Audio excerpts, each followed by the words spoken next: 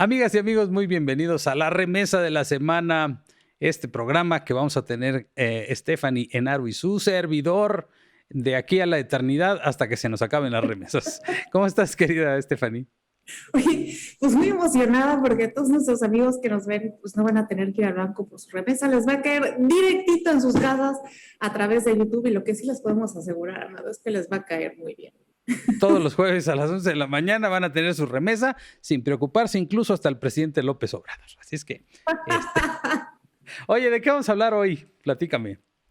Pues yo creo que es importante hablar del regreso a clases, que el presidente quiere sí o sí que todo el mundo regrese a clases, aunque la curva vaya para arriba, no vaya para abajo, y esta tercera oleada esté mucho peor que cuando empezamos, y otros temas que estábamos platicando antes de que entráramos al aire. El asunto de la revocación de mandato, que creo que va a ser el caballito de batalla del presidente de aquí a la eternidad, o al menos hasta que se le acabe pues la gasolina para mover. Este asunto que va mucho más como la siguiente campaña presidencial del presidente, que siempre inventa una nueva forma de mantenerse en los medios y hacer campaña, porque lo suyo es hacer campaña, ¿no? Literal. Ese es el eterno candidato, ¿no? Oye, y Cada día, tu tema cada día. internacional, ni modo que no hablemos de un tema internacional. Hubieron pláticas en México, nadie se enteró, pero hubieron pláticas en México entre la oposición venezolana y el gobierno venezolano. Pues yo no supe ni dónde fueron, pensé que habían sido en el castillo de Chapultepec, pero parece que no fue ahí. Híjole, ¿qué crees? Que no te voy a sorprender ahorita que platiquemos, te voy a contar dónde fue.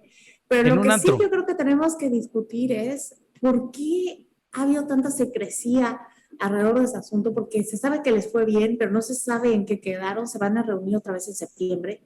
Pero hay mucho que esclarecer, hay mucho que tocar sobre el tema, y también yo creo que no debemos de dejar de hablar de Afganistán, híjole, porque le viste la cara a Joe Biden, parece que está pagando los platos rotos de muchos, ¿eh? Sí, pero pues está queriendo aguantar vara, no se va a echar para atrás.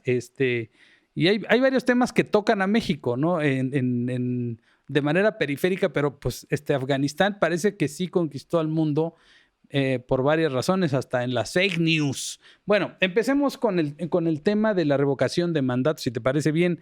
Em, yo soy muy, muy, muy, muy escéptico. Creo que es un tema que es un asunto que difícilmente va a ser algo que resulte en una votación libre, abierta, en favor de la opinión pública, de la ciudadanía. Trae maña desde el principio, lo vimos en las discusiones de ayer, los pleitos en el Senado de la República, en la comisión permanente, y creo que todo este tipo de obstáculos van a ir avanzando en la medida en que se vayan peleando por las condiciones. De entrada, antier acordó la bancada de Morena modificar la pregunta otra vez. Vamos con la dichosa pregunta, que ahora no es un referéndum revocatorio, sino es un referéndum de ratificación. Y eso ya le cambia completamente el sentido a la pregunta y sesga de entrada, porque es una revocación de mandato. Decía Damián Cepeda, el senador del PAN, se supone que es un castigo, es una evaluación, no es un referendo de mandato, no es como dicen otros, no es como un proceso de reelección, ¿no?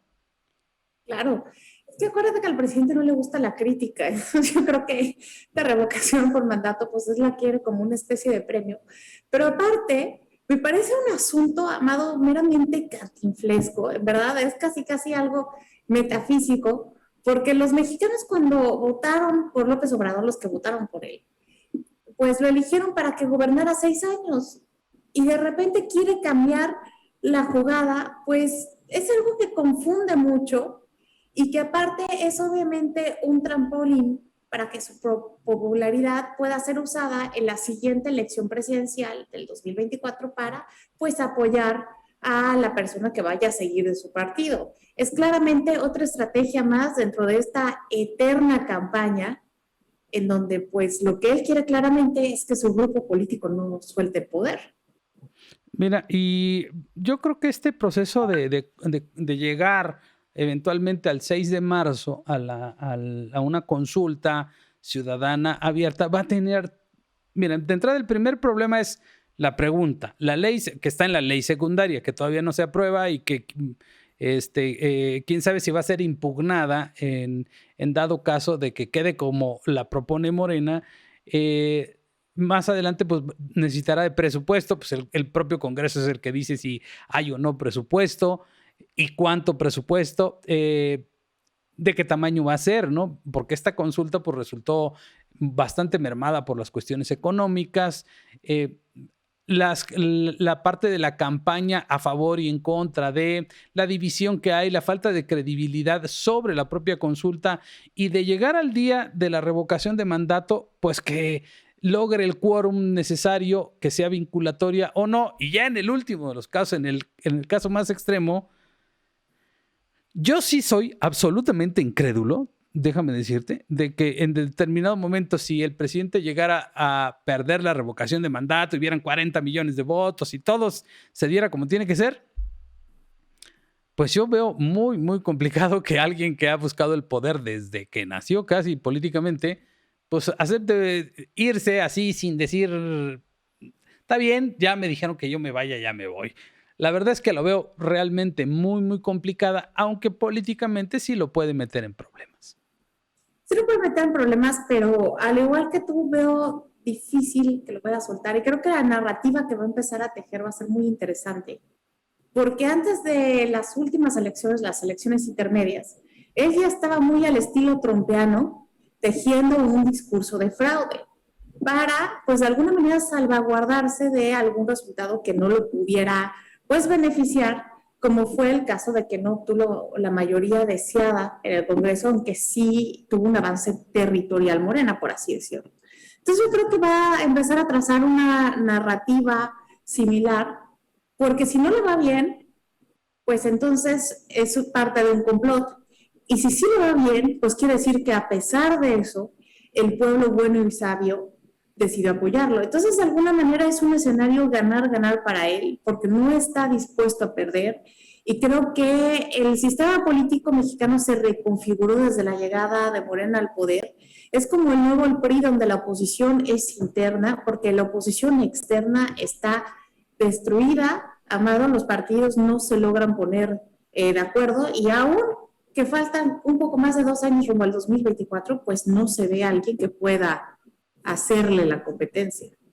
Mira, yo creo que sí está todo desarticulado y una de las cosas que trata de hacer Morena con esta consulta el propio presidente es, veía esta reactivación de los comités de defensa de la 4T, que no son otra cosa más que pues la reconfiguración de sus bases, porque rumbo al 2024 Morena no tiene propiamente una estructura institucional como partido. Siguen siendo un movimiento, es decir, siguen siendo un montón de gente. Exacto. Junta, pero en torno a una figura que es López Obrador. No funcionan como estructura. Ellos tienen una cabeza que es López Obrador y si le quitas la cabeza es como si el Talibán tomara control o sea, como si Estados Unidos se saliera de Afganistán.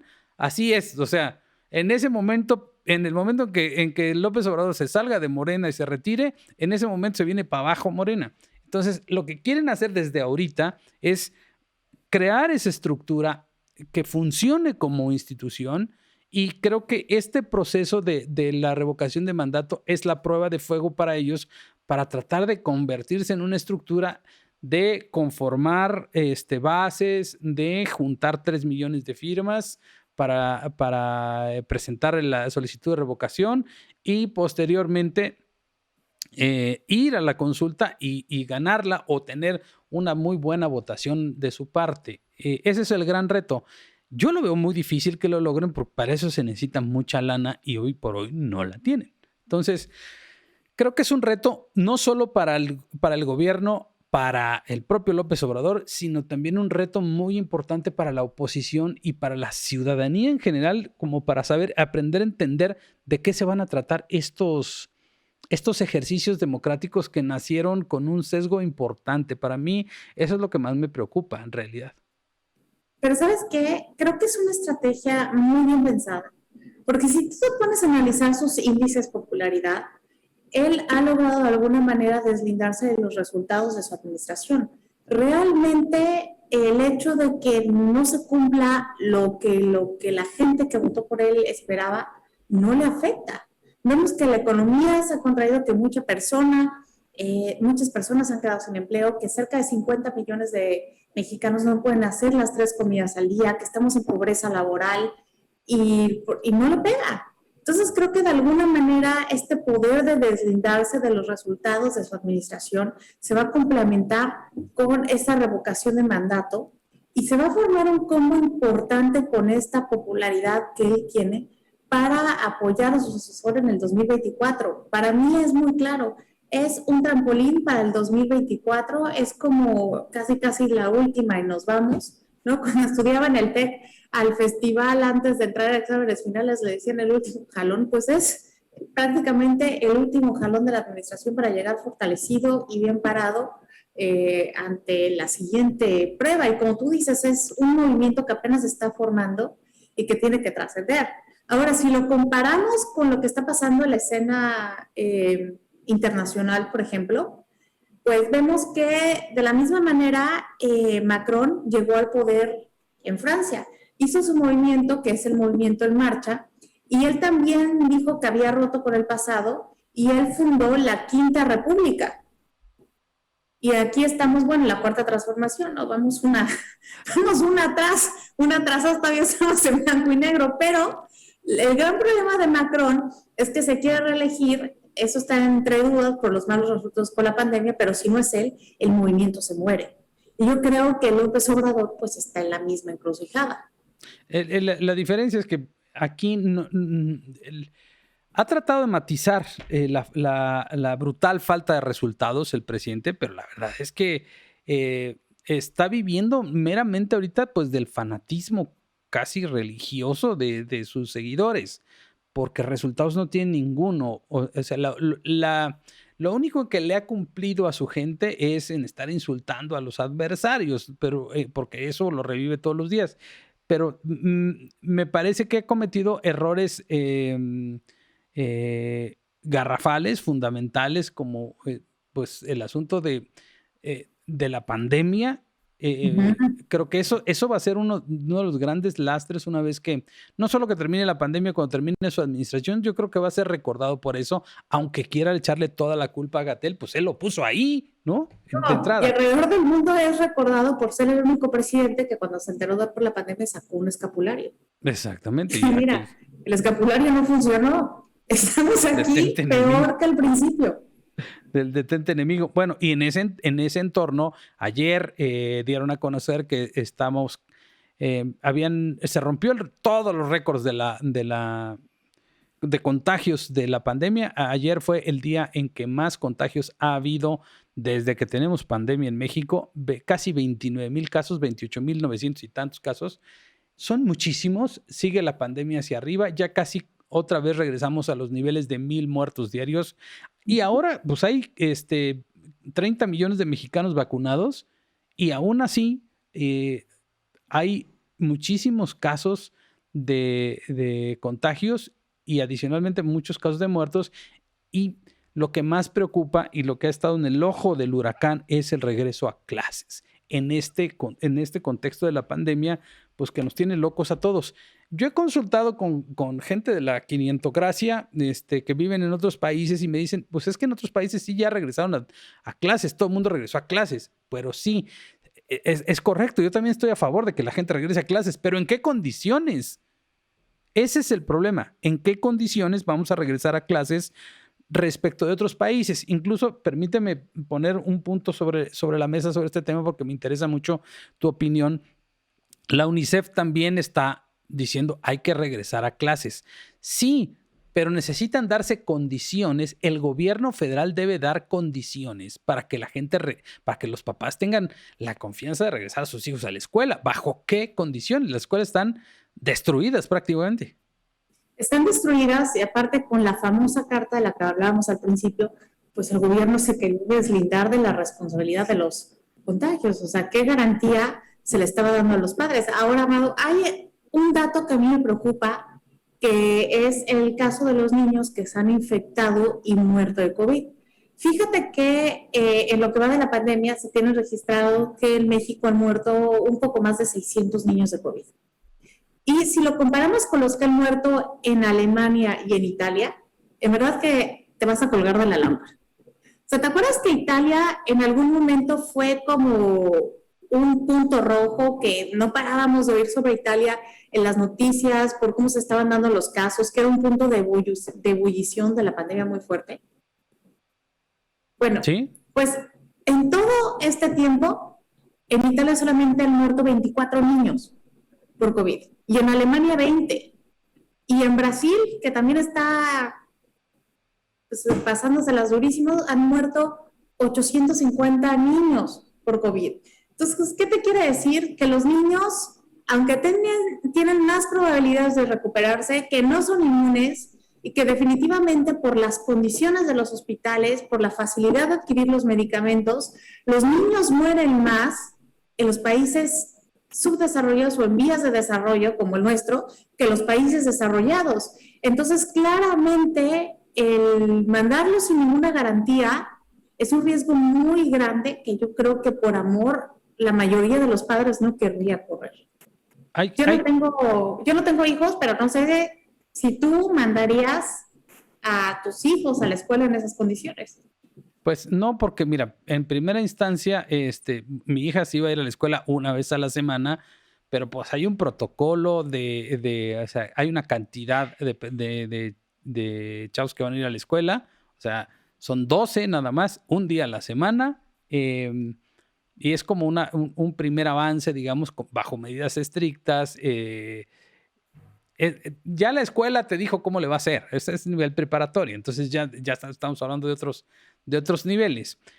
Sin embargo, en un nivel primaria, en donde no hay mucho control sobre el contacto entre los niños, no hay protocolos propiamente. El problema es que no hay protocolos y no hay protocolos, sobre todo en caso de que algo salga mal. Suponiendo que, toco madera, como dicen, haya un brote en una escuela. Ese brote provoca, no sé, 30 niños que tienen COVID en una escuela, se suspenden las clases, pero hay 30 niños, que hay 30 familias que tienen un foco de infección en su casa. Ahora, de estos 30, suponte que 5 le tengan que ir al hospital. Ese tengan que ir al hospital en ese momento, ¿a dónde los vas a llevar? ¿Dónde está la Secretaría de Salud y la Secretaría de Educación diciendo, a ver, en caso de que tu hijo se enferme, lo primero que vas a hacer es acudir a llamar a esta línea telefónica y ustedes como niños van a tener prioridad? Porque una cosa, Stephanie, es que una persona como tú o como yo, toco madera otra vez, pudiéramos resultar contagiados, ir a un hospital, quedarse internado sin que nadie te vea 15 días porque ahí vas a estar. Y otra cosa es que un bebé, un niño, un chavito de 5, 6, 10 años se pase 15 días sin ver a sus papás hospitalizado porque nadie los puede ver. Digo yo, ¿los papás están dispuestos a dejar a los niños abandonados? A mí me preocupa mucho eso porque algunas personas me lo han dicho, es del sector salud. Es dolorosísimo ver a los niños llore y llore y llore y llore porque no están los papás. No, es dolorosísimo y yo sí tengo también pues la experiencia de conocer a gente que ha perdido a sus hijos a manos de COVID, Amado, y yo no he visto dolor más agudo que el de un padre que perdió a su hijo. En verdad creo que no hay palabras para describirlo. Yo creo que no se debe de jugar con fuego, porque casi es como, pues, si estuviéramos solos, ¿no? En esta pandemia. Ya se ha visto desde varias aristas. Los empresarios han estado solos, han estado sin apoyos del gobierno. Los encierros, las precauciones iniciaron por la iniciativa privada. Valió más lo que tuviéramos nosotros a nivel conciencia que el liderazgo del gobierno. Y parece que en este asunto también los padres de familia se han quedado solos. Ahora, creo que también se han quedado solos muchos que no tienen acceso a internet y sus hijos no pueden seguir las clases ni por internet ni por la tele. En verdad creo que es un caso preocupante que no se va a arreglar simplemente estando todo el tiempo metido en una campaña o insultando a los adversarios. Mira, es que el presidente hace política pública desde la mañana, desde su atril de la mañanera. Dice ayer que pues la carta, la famosa carta nunca existió, antes la descalificó, la semana pasada no dijo nada. Estos protocolos debieron haberse hecho hace 6 meses, no 15 días antes de entrar a clases. O sea, el nivel de planeación que tiene este gobierno es, a la hora que diga el señor presidente, pues nos ponemos a trabajar, y si es un día antes, y si no le cuadra, pues lo cambiamos. Eso no es planeación. Yo estoy seguro, y te lo digo, yo estoy seguro de que en la Secretaría de Educación Pública y en la Secretaría de Salud hubieron algún mando medio que dijo, oigan, hay que empezar a planear cuando tengamos que regresar a clases. Aquí tengo un manual, aquí tengo esto otro, cómo se van haciendo las clases híbridas. Seguro le dijeron, luego, espérate, luego. Y a la hora de la hora, oigan, regresamos a clase en 15 días. ¿Y cómo le hacemos? Y a correr todo el mundo, y a correr, y a correr. Y las cosas siempre han salido mal, le han salido pésimamente mal al presidente desde siempre, ¿verdad? Pero desde que avienta sus decisiones en la mañanera y todo el mundo como gallinas a correr a ver cómo solucionan la instrucción que acaba de dar el presidente de la República. Así no se hacen políticas públicas, ni aquí ni en ninguna otra parte del mundo, porque eso no es hacer políticas públicas. La política pública se tiene que planear, se tiene que medir, se tiene que instrumentar con un orden. Y aquí no se está haciendo nada de eso, pero en este caso están en riesgo la vida de los niños. Ese es el problema. Oye, espérate, pero tampoco estamos viendo la otra cara de la moneda. Yo creo que también es muy importante mencionar que, pues, en esta prisa por el regreso a clases, porque queda claro que es una necesidad política, pues a los profesores se les puso la vacuna de CanSino. Y ahora el mismo laboratorio que fabrica CanSino ya salió a decir que es necesario un refuerzo a los 6 meses. Entonces, esto te quiere decir que tampoco los profesores que le van a dar las clases a esos niños están a salvo. Como tú dices, es un plan improvisado que no tiene ni pies ni cabeza y que no está bien ni para un lado ni para el otro, porque estamos en un momento crítico en donde la variante Delta está arrasando en el mundo. Y por si fuera poco, atrasito viene la variante Delta Plus, que ya se detectó en la India hace como 2 meses, si no es que un poquito más, y que todavía no escuchamos hablar mucho de ella en el mundo, pero que ya viene para acá. Y para eso no hay defensa. No, el único argumento de López-Gatell y del presidente López Obrador es, no, lo que quieren hacer las farmacéuticas es lucrar. Por eso están diciendo que se requiere una nueva dosis de la vacuna.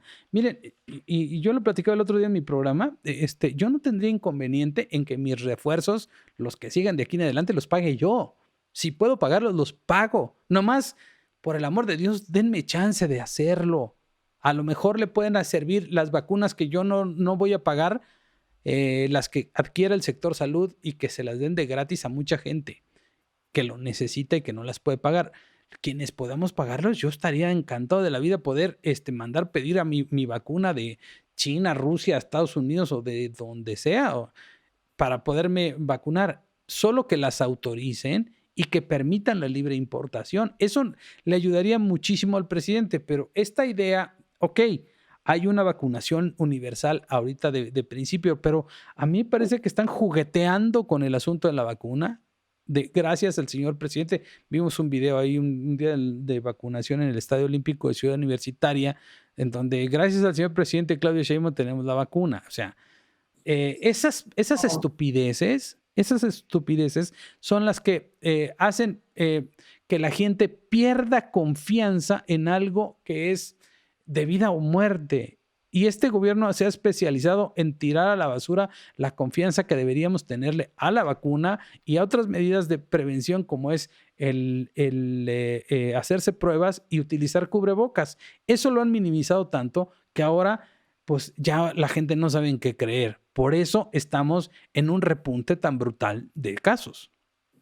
Y es que yo creo que sí tenemos que dejar claro que no es gracias a ningún servidor público, es gracias a todos los que pagamos impuestos que esto se puede hacer. Entonces, si hay que darle gracias, es gracias a todos los contribuyentes. Ahora, también yo creo que un aspecto que no debemos descartar es que al principio, pues se hablaba de 2 dosis, ahora se está hablando de 3 dosis en la mayoría de los casos.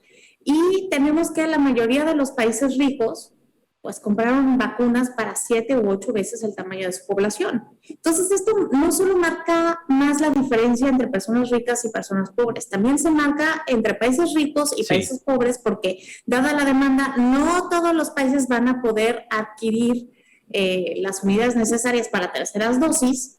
Y también, pues, estamos viendo, por ejemplo, que en países como Colombia, que ya el gobierno dijo, no, pues es que no puedo hacer esto solo, ya se le autorizó a los empresarios que compraron las vacunas, obvio no para venta al público, sino para aplicárselas a sus empleados, pero ahí, pues, el costo fue muchísimo. Tenemos que en promedio le sale en $60 la dosis, que le están vendiendo los laboratorios a los empresarios en Colombia, que empezó a finales del mes de julio.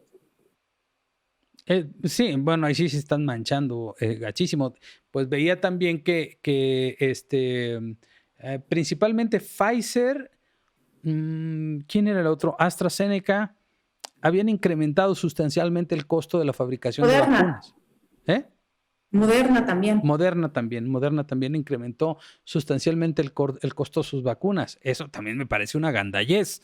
Claro. Sin duda vamos a necesitar vacunas de aquí en adelante, pero y no sé si el nivel de producción, los costos tengan que ver artificialmente con el nivel de producción que están generando, pero si ya tenemos vacunas, no sé qué tan complicado resultaría que se exponenciara la producción de vacunas y que todo el mundo tenga acceso a una vacuna. Si eso les perjudica en sus costos, pues a lo mejor esta es una reacción, lo que mencionas de Colombia, es una reacción a ello. Es decir, si ya me van a empezar a comprar particulares, se los voy a dar a un costo mucho más elevado. Porque las vacunas no son tan caras, están que en $5, $15 una dosis. Más o menos, en 15 está la más cara hasta ahorita. Pero eso es para los gobiernos porque obvio pues se venden con muchísimo volumen. Pues sí, pero si tú los vas a poner a distribución de todo mundo en farmacias, en cualquier lugar, pues deberías considerar también ese costo, ¿no? O sea Claro. no, a mí, bueno, hinche mundo en el que vivimos, la verdad también. O sea, unos son gandallas y otros son babosos, pero bueno. Sí, oye, antes que nos acabe es que invita, porque al final los que pagamos los platos rotos somos los de siempre. De un lado o del otro, nosotros acabamos pagando los platos rotos y no se vale porque lo que está en juego es nuestra vida. Sí, claro. Oye, antes de concluir, 2 temas que por necesidad tocan a México, pero tienen que ver con asuntos internacionales. ¿Qué fue el 13, creo? No, ¿qué fue el viernes? El viernes pasado fue Viernes 13, la reunión. Sí, son mis favoritos los viernes 13. El viernes fue la reunión de la oposición y el gobierno venezolano en la Ciudad de México. Ocurrieron tantas cosas que nadie se dio cuenta, casi nadie se dio cuenta de que esto estaba ocurriendo en la Ciudad de México. Una negociación entre el gobierno de Venezuela y la oposición.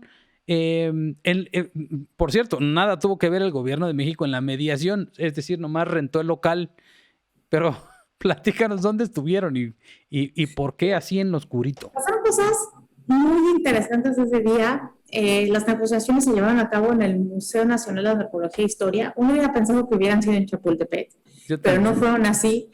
Yo creo que porque vino el hijo de Nicolás Maduro y pues lo tenían que tener en ese museo. No te creas. Es que yo creo que el hecho de que Maduro mandara a su hijo fue el peor insulto para la oposición, y aparte nos habla de que ya lo quieren pues ir puliendo para el trono, que definitivamente no tienen planes para dejar el poder, y vinieron los grupos más cercanos a Guaidó, que fue, por ejemplo, Voluntad Popular, Primero Justicia, Un Nuevo Tiempo, que de hecho esos partidos les dicen el G4, y se están poniendo de acuerdo porque hay elecciones regionales el 21 de noviembre. Ajá. Y ahí lo interesante, Amado, es que por lo menos 23 estados van a elegir un nuevo gobernador y creo que cerca de 335 municipios, pero la mayoría de los candidatos a gobernador que quedaron por parte del régimen de Maduro, pues salieron de una figura que creó Chávez, que le puso los protectores.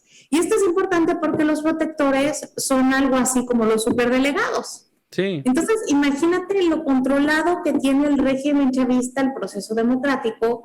Y bueno, vemos que esto se está dando en un momento pues crítico para la economía de Venezuela, donde casi ya el 10% de su población está en el exilio, pero pues le echa la culpa de todo lo que está viviendo a las sanciones de Estados Unidos. Y ese es un discurso que aprendió muy bien de Cuba, de Rusia y de Irán, y obviamente estos mismos países que los apoyan, pues ya le dieron las técnicas para pues, sobrevivir a las sanciones. Oye, pero sí vino, bueno, habían anunciado que Enrique Capriles iba a estar en México, pero no sé si vino o no. No vino Capriles, vino un representante que se llama Tomás Guapino, Guapino, no me recuerdo muy bien el apellido, pero vino él como representante de Primero Justicia, que es el partido de Capriles, y los que no se saben muy bien todavía, pues si se van a unir o no, y si van a ir unidos como oposición o no, para las elecciones son, pues el grupo ha llegado a Leopoldo López, tú recordarás este opositor que ha estado mucho tiempo en la cárcel y que ha sido también bastante mediático, entonces todavía no se sabe bien ni en qué quedaron, si ya van a intercambiar presos políticos, que era uno de los puntos que se iban a tocar, que hay muchísimos, y te digo una vez que la oposición pues no tenía mucho con qué negociar, porque llegaron divididos, y lo único que tenían que ofrecer es que pues los reconoce la comunidad internacional y los apoya Estados Unidos, mientras que Maduro tiene el control institucional y territorial del país. Sí, pero a ver, ¿qué negociación puede haber? Eso es lo que me llama la atención. ¿Qué negociación puede haber si la oposición lo único que quiere es lárgate ya? Esa es la única negociación posible, es lárgate ya. Necesitamos elecciones democráticas. Y el otro, pues su única negociación es dejen de ser violentos, cálmense y ya no protesten. ¿Cuál podría llegar a ser un punto intermedio? ¿Hay posibilidad real de que Maduro negocie una salida, digamos, no violenta del gobierno de Venezuela? ¿O estas negociaciones a dónde van a ir? Ya habían habido negociaciones anteriores y no habían llegado a nada. Según trascendió, incluso lo dijo el canciller Ebrard, pues hay visos de un primer entendimiento que no había sucedido en ocasiones anteriores, pero ¿hasta dónde hay posibilidades reales de que algo cambie en Venezuela? Porque la oposición, ¿qué querría? Elecciones democráticas. Y Maduro va a decir, no. O sea, bueno, va a decir que sí, que las elecciones ya son democráticas. Va a decir que sí, lo va a simular. Por eso Guaidó había dicho que no se iba a volver a reunir con ellos porque era pues un falso diálogo. Yo creo que está pues en chino, si no es que en ruso, que Nicolás Maduro se vaya así de fácil, tanto así que hasta mandó a su hijo a liderar las negociaciones, que por cierto es conocido por las fiestas que hace en su mansión durante el confinamiento.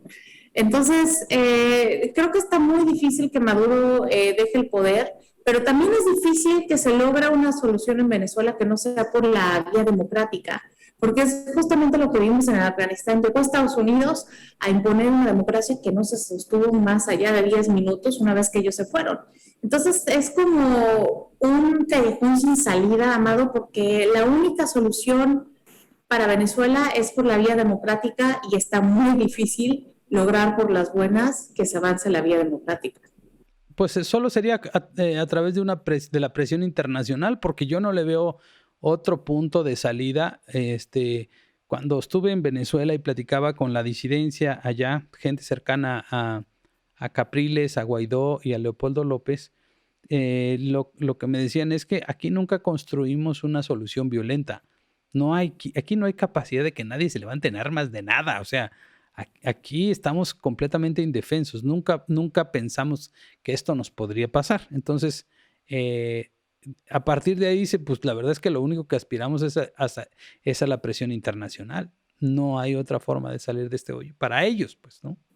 Sí, literal, sí tiene un gran papel la comunidad internacional, pero pues eso y ya, porque por la fuerza no se va a lograr nada y no hay manera de que ocupe la fuerza. Y aparte de que, sabes que yo creo que una de las peores consecuencias que estas negociaciones podrían tener es que se apagara la figura de Guaidó, que de por sí ya está bastante debilitada y Sí. si no se logra algo ya definitivamente pues estaría acabado y no hay otra figura, por lo menos hasta ahorita, Amado, que pudiera tener tal capacidad de liderazgo. Sí, sin duda. Y para quienes están preocupados a estas alturas del partido, agosto del 2021, estamos muy lejos de ser Venezuela, todavía. Aquí hay gente todavía que se puede mover, Adiós. ¿no? Sí, totalmente. Pero acuérdate, así empezaron los venezolanos. Les decían lo que iban a pasar y decían, no, Venezuela no es Cuba. Y ahora en México decimos, no, México no es Venezuela, pero yo creo que lo importante aquí es preguntarnos qué vamos a hacer para no ser Venezuela. Bueno, creo que lo estamos haciendo. Hay mucha más conciencia, hay muchos más medios, hay espacios como estos donde podemos discutir y la gente puede opinar y decir lo que quiera. Eso no ocurrió hace 20 años en Venezuela. Esa es una diferencia sustancial. Oye, un último punto antes de que nos vayamos. Me interesa, ya escuché, ¿cuántas son? 453 entrevistas tuyas en cualquier cantidad de medios sobre Afganistán, pero ninguna conmigo. Así es que necesito saber tu punto de vista y sobre todo, hay varios puntos que tocan a México. Uno, llama la atención de que México no está en los, digamos, en las posiciones internacionales de defensa sobre todo de las mujeres y de las niñas en Afganistán frente a la amenaza radical del régimen talibán. También veo que el canciller Marcelo Ebrard está abriendo la posibilidad de recibir a refugiados afganos en México, cosa que no me parece mal. Un desastre vi varios tweets de que le dijeron, oigan, nos abandonaron aquí y ustedes ni enterados estaban que estábamos en Afganistán. Una mujer mexicana que le reclamó ahí en Twitter al canciller. El canciller está comprando vacunas, está en conferencias mañaneras, está en todos lados menos en los escándalos de la embajada de la agregaduría cultural en España. Pero ¿cuál es el papel que México ha tenido en este caso de Afganistán y qué es lo que realmente debería preocuparnos o hacia dónde tendríamos que ir como mexicanos? ¿Qué debemos saber? ¿Cuáles son los puntos clave que debemos saber sobre Afganistán en estos días? Mira, bueno, yo creo que pues hemos tenido una participación muy parcial en el conflicto de Afganistán, tal vez porque estamos lejos y no tenemos pues tantos intereses y tanta presencia diplomática ahí. Pero un punto fundamental es un poco el que estabas tú comentando cuando introdujiste este tema a la remesa, y es que fíjate que el tema de las mujeres es preocupante. O sea, imagínate que ya con la llegada de los talibanes ya no pueden salir solas, ya no pueden usar minifalda, ya no pueden ir a la escuela, ya no pueden trabajar, ya no pueden ni siquiera aprender a tocar algún instrumento de música. Es como un salto al pasado, literal, que preocupa a muchas mujeres porque con todos los defectos que se tenía la democracia de Estados Unidos, pues ya el 37% de las mujeres afganas sabían leer y escribir y se tiene calculado que cerca de 3 millones ya estaban yendo a la escuela en este momento. Entonces es catastrófico y se está armando un merequetengue ahí en Asia Central porque Afganistán está en Asia Central que está, haz de cuenta, entre Medio Oriente que entre China y Rusia. Entonces imagínate lo importante que es para la región y hay países como Irán y como Pakistán y como Rusia que sí quieren que estén los talibanes porque les molesta la presencia de Estados Unidos y hay países como China, por ejemplo, que no quiere que estén los talibanes porque son musulmanes y pueden darle más fuerza a los musulmanes que están en su provincia de Xinjiang. Ahora, Lo importante que hay que saber de este tema es que también se da, esta derrota de la democracia se da en un contexto en donde las democracias liberales en el mundo están siendo derrotadas por los malos desempeños económicos y ya estamos en un punto en donde más de la mitad de la población mundial no vive bajo una democracia. Entonces, este mensaje tiene mucho que decir, aparte de que continúa dañando la imagen de Estados Unidos, es como otra patadita más a ese declive que ya se ve del imperio estadounidense, que tal vez acentuó más con Donald Trump, pero que evidentemente Joe Biden no está pudiendo detener y que pues mancha su imagen de liderazgo y ya cada quien está por su lado. Ya vimos que Francia está actuando por su lado, Alemania por el suyo, ¿no? Entonces parece que en algún momento de la historia del mundo pudimos hablar de un G20, luego de un G7, luego tal vez de un G2, y ahora estamos en un G0 que nos va a llevar a un desorden mundial y eso siempre trae un riesgo.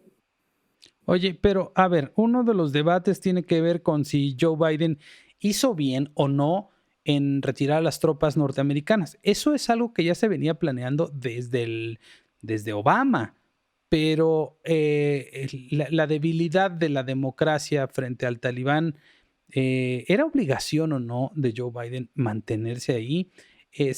Midió el impacto que esto iba a tener, pensó que le iba a durar al menos 15 días más, se veía venir esto. Hizo bien, obviamente cayó alrededor de 7 puntos la popularidad de Joe Biden después del retiro de las tropas, pero ¿es la obligación de los gringos estar manteniendo artificialmente las democracias en otras regiones del país? ¿Hizo bien o no? Siempre había sido una premisa de los Estados Unidos.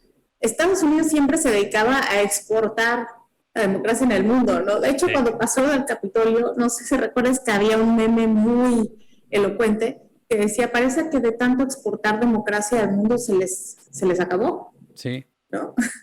Entonces, partiendo de esa premisa, yo creo que pues era uno de los distintivos de Estados Unidos en el mundo, pero es la guerra más larga que Estados Unidos había peleado, duró 20 años, costó un poco más de $1 billón, y es algo que Donald Trump, es un compromiso que Donald Trump había asumido, y que a él le toca pagar los platos rotos, y de lo que sí se le puede señalar a Joe Biden es que pues aceleró esta salida, porque como ya viene la víspera del 11 de septiembre, que fue el atentado de las Torres Gemelas, que se supone que lo hizo Osama Bin Laden y Al Qaeda, pues por eso Estados Unidos invade Afganistán, pues ya quería tener a las tropas en casa porque iba a ser una gran victoria nacional, sobre todo cuando están ya muy cerca las elecciones de medio término y después las presidenciales, en donde Donald Trump podría regresar. Entonces esta guerra, pues obviamente tiene impactos en la política nacional, y sobre todo cuando las escenas de los helicópteros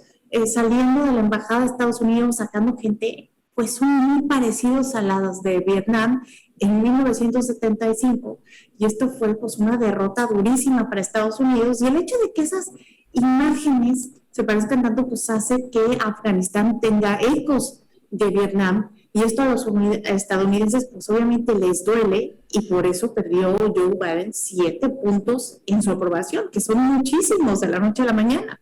Pues es que fue demasiado rápido. Y otras cosas que estas escenas tan, ¿cómo te diré? Tan grotescas de gente que al momento de despegar los aviones se agarraban del fuselaje del avión.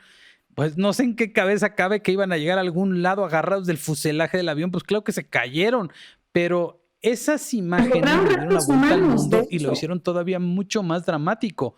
Y eso pues va al costo de la popularidad de Biden, porque dice, si la gente está tan asustada que es capaz de hacer eso, pues imagínense cómo estarán las cosas. Sí, literal, hay una desesperación total por salir. Justo antes de que empezamos a grabar, Vanessa estaba viendo que Joe Biden estaba diciendo que no le importaba si se tardaba más pues en sacar a los estadounidenses, que quedaban cerca de entre 10,000 y 15,000 estadounidenses todavía ahí, y eso sin contar entre aproximadamente 60,000 afganos que habían colaborado con ellos en tareas de traducción y que también querían salir del país. pues va a tener que estar mande y mande aviones y además resguardar la salida de los norteamericanos y de sus aliados eh, de cualquier amenaza del talibán mientras evacúan el lugar. Eso me parece que no lo previeron. De hecho, creo que si en algún momento pensaron que el talibán iba a regresar a tomar, pues ya había conquistado la mayoría de las capitales de las provincias, pero al llegar a Kabul, esto fue algo como me pareció a mí demasiado precipitado, como que no les dio tiempo ni de organizarse. Y yo creo que la conmemoración del 11 de septiembre va a ser pues un rosario de reclamos a Biden, ¿no? Literal, va a ser una conmemoración dura, llena de reclamos, y otra vez esta derrota, pues causando un atentado en la seguridad que ellos tenían en la imagen de su país. No, imagínate el próximo acto, manifestación de una, cualquier tipo de manifestación en favor del Islam en Estados Unidos a partir de ahora, pues va a ser culpa de Joe Biden, o sea, se la van a echar a él, eso le va a costar políticamente, ¿no? Literal, y esto va a ser un momento en donde pues todo el mundo se está dividiendo, ¿no? Primero entre ricos, pobres, blancos, morenos, vacunados, no vacunados, y ahora el factor del Islam pues va a pesar muchísimo. Stephanie, Enaro, ya nos colgamos ahora sí bastante, pero estuvo muy buena la plática de hoy. Para empezar, estuvo muy bueno, ¿no? Pues sí, está súper bien, me gustó la remesa de esta semana y estoy segura que la que sigue va a estar mucho mejor. Estuvo bastante rica la remesa de esta semana. Vamos a ver cómo viene la próxima. Oye, te agradezco mucho esta idea, que haya fructiferado esta idea de hacer esta dinámica juntos. Me gusta mucho, creo que es bastante rica en argumentos y nos va a ayudar sobre todo a reflexionar, sobre todo a nosotros, hacia dónde nos tenemos que mover como país y cómo tenemos que pensar el país. ¿Algún comentario final de tu parte, mi queridísima?